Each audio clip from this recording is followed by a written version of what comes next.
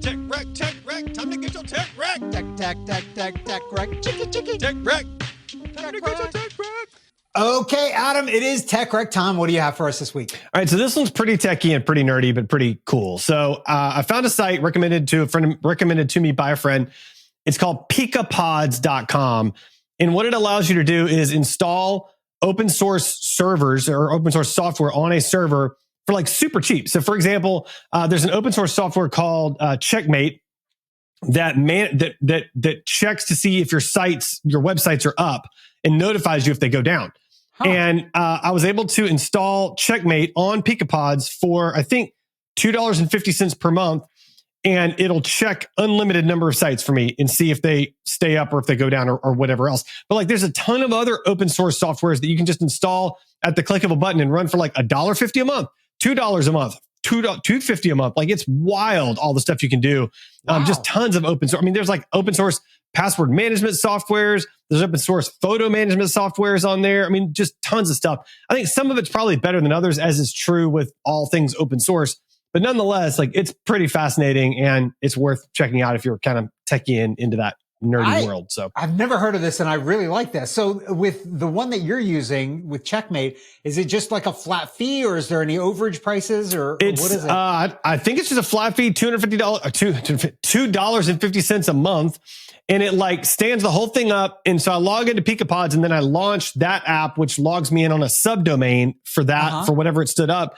And then I can create users and add users to it. I can add tons of websites to it. Like, it does a ton of stuff. And like I said, $2.50 a month. It's wild. Wow. Yeah. This I am going to be digging into. I mean, I think there's some home automation stuff in there. There's some communication stuff in there. There's productivity software. I mean, there's probably 50 or 60 different open source softwares that you can just spin up instantly and run. And it's fantastic. So it makes using open source tools like that so much easier. Yeah, I mean, this is fantastic because some of this, like, you can do this on your own, but man, it's a pain. It's such a pain. And managing it and updates and checking for updates and all that other stuff. So they deal with updates and all that stuff. All of it's done. All done for you. Yeah. Ah, dude, done. Yeah. Isn't that great? Awesome. Yeah, that's fantastic. All right, Sanjay, what do you have for us?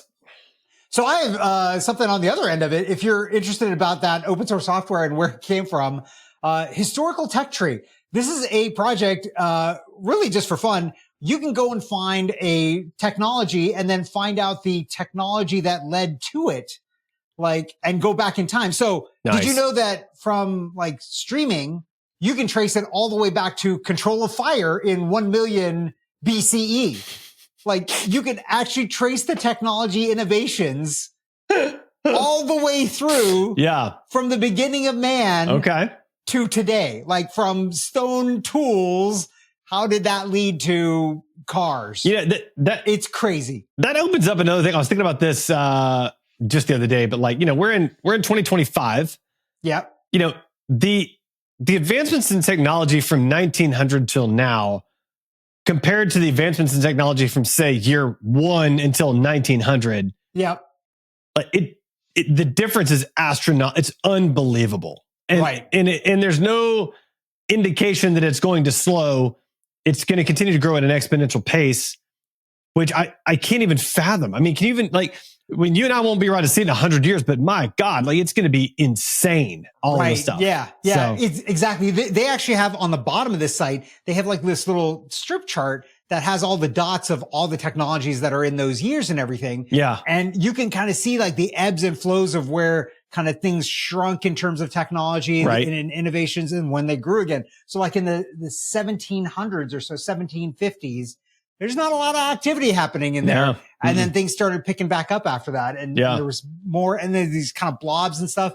And so I think you look in kind of, like you say, the 1900s and like now 2000s, like the dots are a lot more. There's a lot more innovation happening a lot more quickly because we have so much historical stuff that we can build upon that it's making this progress happen. And like you say, like in 100 years, like, this thing is just littered with dots if it still exists, but man, it's the crazy. Kind of Nothing innovations but that dots. happen in 100 years is going to be incredible. Yeah, that's right. All right, Sanjay, how can our listeners find and connect with you? They can find me at my website, sunjaypark.com, which was helped created by the Control of Fire. What about you? Speaking of, is your website built on Ghost? It is on Ghost. You can set up Ghost on PicoPods. I was noticing as well, and it managed it all for you there too. Oh, so that's awesome. Something to think about there. That. Yeah. All right. You can find me on my website, adamjwalker.com, which is not on Ghost, but does have some good resources on it.